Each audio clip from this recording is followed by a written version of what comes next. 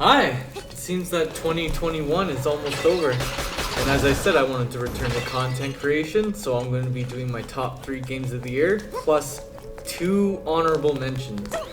And speaking of which, I'm going to start with those honorable mentions just to get them out of the way.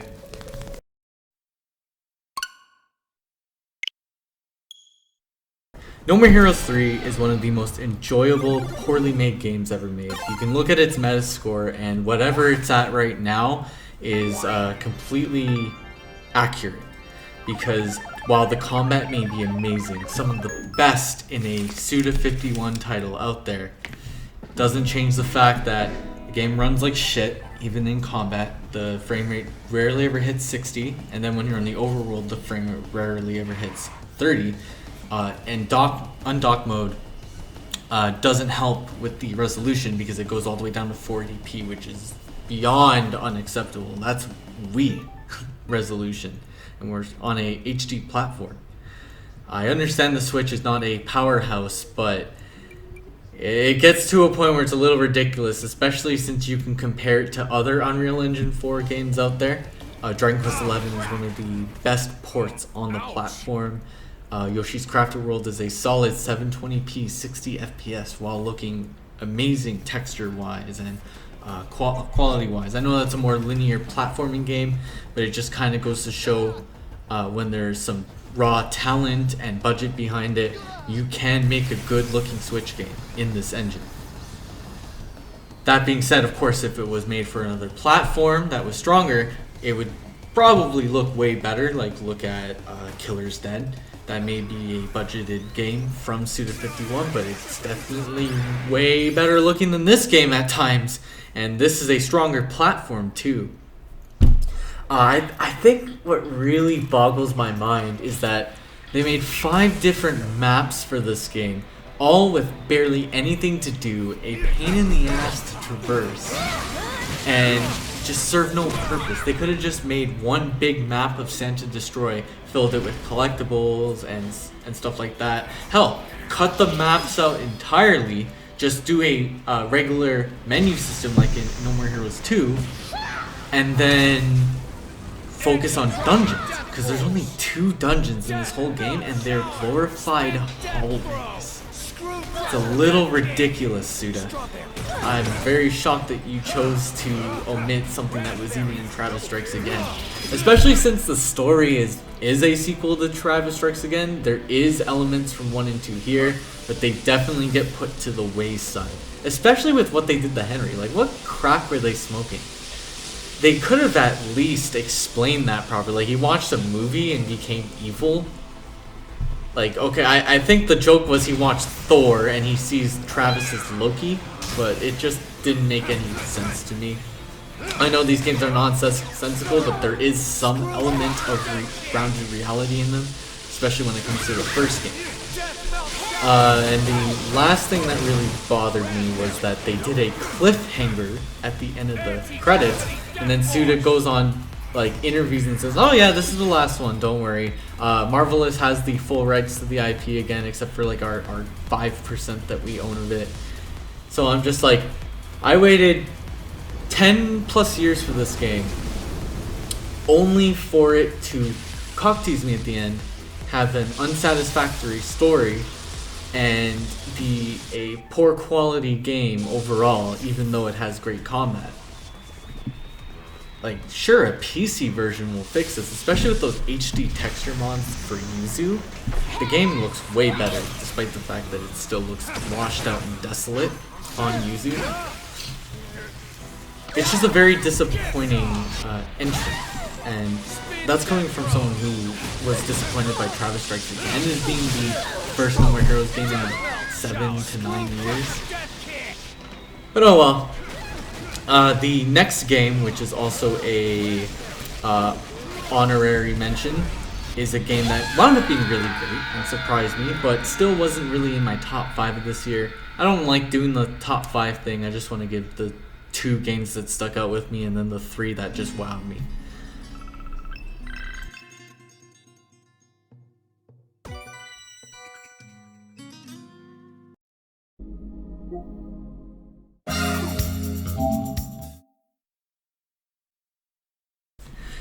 So as a Shin Megami Tensei fan who likes to pretend he's an elitist, I want to so badly say that Persona 5 Strikers was trash and you should never play it. In actuality, the game was very fun. It's probably my favorite Dynasty Warriors game out there. It's going to be free on PS Plus next month, so if you have PS Plus, you should pick it up. It's genuinely fantastic. The combat is still simple for a Dynasty Warriors game, but it has a lot more going for it now that you have the Persona mechanic to cast magic and things like that. The story is pretty much a regurgitation of Persona 5, despite the fact that it is a sequel to it on a technicality. But the villains are way more redeemable and likable. They're not some kind of cartoon characters in terms of personality like in the first game where Kamoshida is literally just a piece of shit with nothing going on for him. And his motivations was, I wanted to stay relevant, and that's it. Especially the Ice Palace main villain. She was great. It's a little disappointing there's only like 63 personas in this game, but I understand that they had to balance the game, and plus limited time and budget. You know, you can't have a wider range of personas while trying to create a quality game like this, so they did what they could in the time they were probably given. What's really disappointing is that Atlus didn't share story details for Persona 5 Royal so that they could try to incorporate that in. So it almost feels like this game is going to end up non-canon, unless Royal ends up non-canon, which I highly doubt, because that's Atlus's game. This is Tecmo Koei's, right? So I guess we just have this universe where Maruki exists, and he did his stuff, and Kasumi is... It's confusing. I hate it when games do this, and unfortunately the Zelda franchise did that with the Age of Calamity, but whatever. We'll see how that turns out too. Combat's great, the music's great. On PS5 you get a 4K 60 FPS, I believe. That's what I read. It was 4K 60 on the PS4 Pro, but it wasn't really a locked 60, but I believe the PS5 fully unlocks that frame rate to hit that 60 FPS target. I didn't really feel that it dropped. You know, it's been a few months since I played it, so I'm probably just not remembering it. The only thing about the visuals I didn't like was that the anti-aliasing feature was really bad, and apparently on PC it fucks with the text boxes. So if you get this game, get it on PS4. Again, it's free next month, and play it on the PS5, and you get the best looking version, the best running version. The remixes were great. In fact, there's even a new remix if you buy the DLC for Persona 1 on PS1. It's battle theme, and it sounds fantastic. Alright, time to get into the top 3 now, and I'm gonna try to keep these short and brief, but these are some of my favorite games I ever played, all released in one year.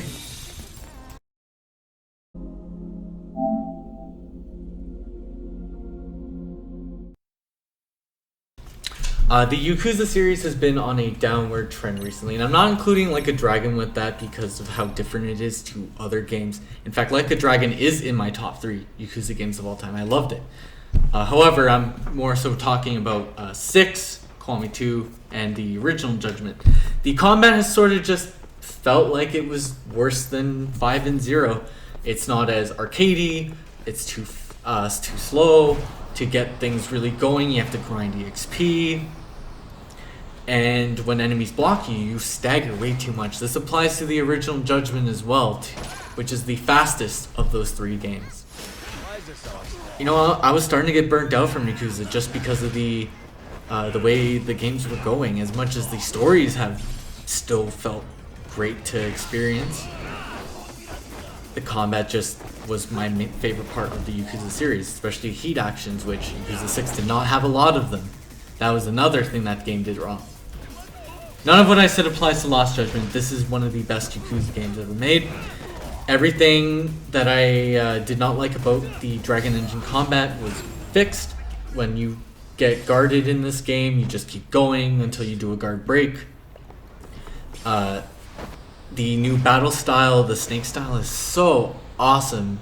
I don't like that they locked the boxer style behind DLC, but that's the worst style in the game anyway, so don't feel too discouraged about it. The story is amazing. This is the only game that I'm talking about today that I haven't finished because, well, you know, I work 50 hours a week. How am I supposed to finish a 50 to 60 hour action game? But it was great. It was fantastic what I played so far. I'm about 30 hours in chapter 6. Maybe the story will suck by the end, but this game, at least the first 30 hours of it, is just so good that it eclipsed things like the Greatest Attorney Collection, which I thought was amazing too. Would have been number 4 if I was doing a top 5. And Resident Evil 8, which was absolutely fantastic. That game is amazing. Though I still prefer Resident Evil 2 Remake. I think that's the peak of Resident Evil design. But anyway, enough about Resident Evil. There's also a lot of outside of combat stuff they do in this game that's really awesome, such as the skateboard, making this game the fastest traversal on foot in the series, because you have a skateboard. If you own the DLC, you have a hoverboard. You'll see that in the gameplay. And the side content's really good. I like the boxing ring. I like the skateboarding minigame.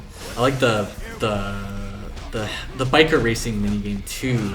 Again, if you buy the DLC, a lot of these minigames are made trivial because you get the really good DLC equipment.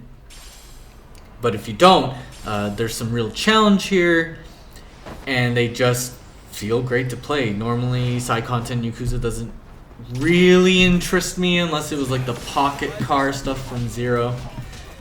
But overall, they did just a fantastic job, and I'm really looking forward to Like a Dragon 2, or if they ever get around to making a third Judgment game, because apparently this man's face is not allowed on the internet for some reason. What a waste of potential.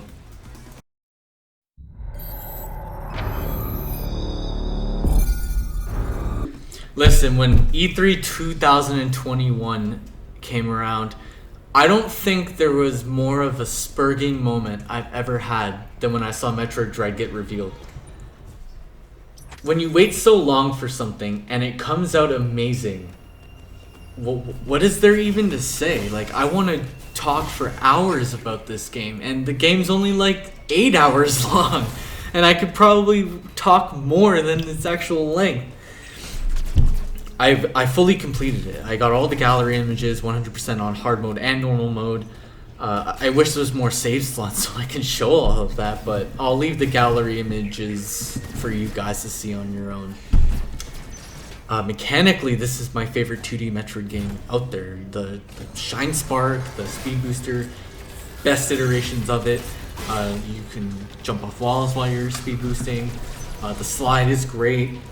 For some reason, they made you not have the morph ball for like the first half of the game, which confused the hell out of me. I was thinking I missed something. Maybe the morph ball was optional, but no, they just don't let you have it, and that kind of subverted my expectations a little bit. I know that's so pretentious to say, but it really did. You expect to get the morph ball like as one of the first power-ups, and they changed that. Shooting feels great. I like how you can aim a little bit more precisely while moving. The counter mechanic was reworked to be way more fun because you could do it while running now, and you could do it in the air. They just really listened to the criticisms of Samus Returns and made an excellent game. Again, not a lot of times you can say a game was in development hell like this and it comes out amazing. I know it was restarted a bunch, so it wasn't really in development hell, and they kind of knew what they needed from it, and that's why it kept getting shelved. But I don't know, I'm just using it as a general term. It's great, buy it, please. I need that to hit 3 million copies so a certain idiot can play Balan Wonderworld. Just kidding, I like you, RGT85. But yeah, I know this is gonna be the shortest section of the video, but what can I say? Like, I'm trying to contain my excitement to talk about this game. It almost makes me want to play it. When I was recording footage for it, I wound up playing it for a half hour. That's how much it's so enjoyable. And it's great to see AAA 2D games like this. They won Action Adventure of the Year, which it really fucking deserved. And sort of cathartic to see it win over Ratchet and Clank.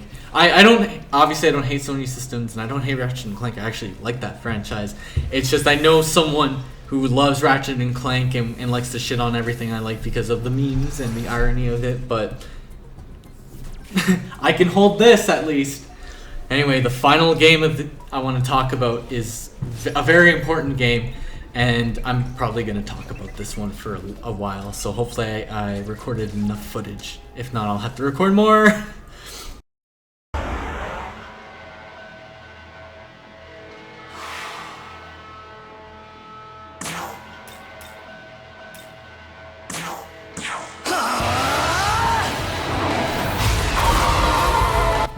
Okay, Shin Megami Tensei 5 was revealed alongside Mario Odyssey, Splatoon 2, the Return of Travis touchdown at Nintendo's January 2017 presentation. A legendary one in my opinion because it even has a song in Smash Brothers. The Breath of the Wild trailer theme. Negatives out of the way. The game's performance is poor. Just like No More Heroes 3, it's Unreal Engine 4, but unlike No More Heroes 3, you can tell this game was just pushing the system to its limits. It's very ambitious, especially for Atlas, since the game design is much more open than usual. You get to explore a lot. And overall, the game just looks good. The demon models have excellent textures. There's lighting sources on little things like Pyro Jack's lantern, where in Persona 5 it was just a little glowy effect.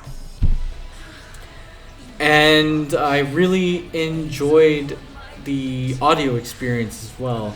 You can hear like Nahobina's footsteps, all the superfluous stuff.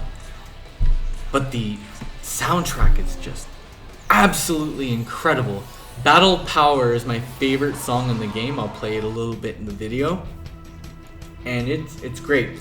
The gameplay you're seeing is of my girlfriend's Switch because unfortunately, while I did 100% SMT5, I didn't keep a save file to just run around in the world, so I'd have to start from the beginning, and that's just time I don't want to deal with. Despite how much I love it. It's my favorite game this year, it's my favorite Megami Tensei game. Story-wise, this is probably the worst aspect of the game, but I'm going to give it a little credit. It's still one of the better Megami Tensei stories. It's very cinematic. Some of the characters are great, like Dazai. I enjoyed him despite the fact that I thought I wasn't gonna like him.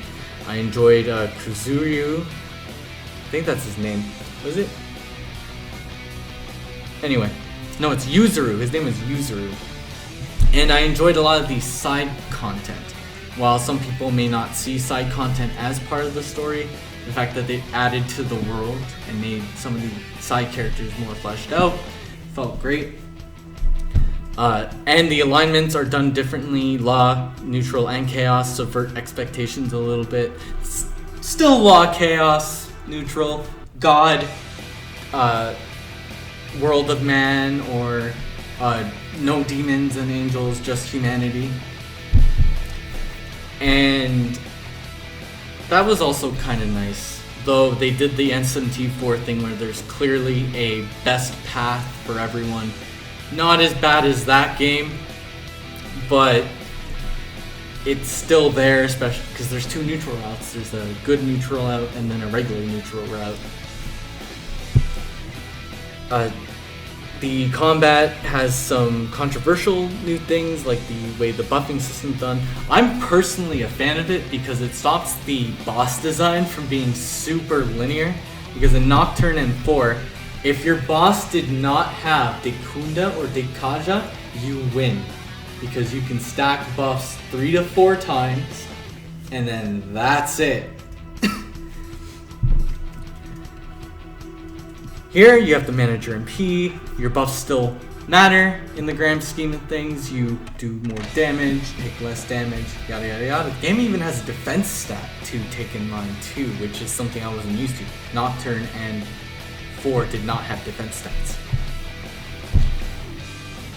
And because of how they changed the buffs, I felt like the bosses were way more engaging. your MP was still a factor because you had to constantly refill your buffs. It's not like getting buffs up were hard.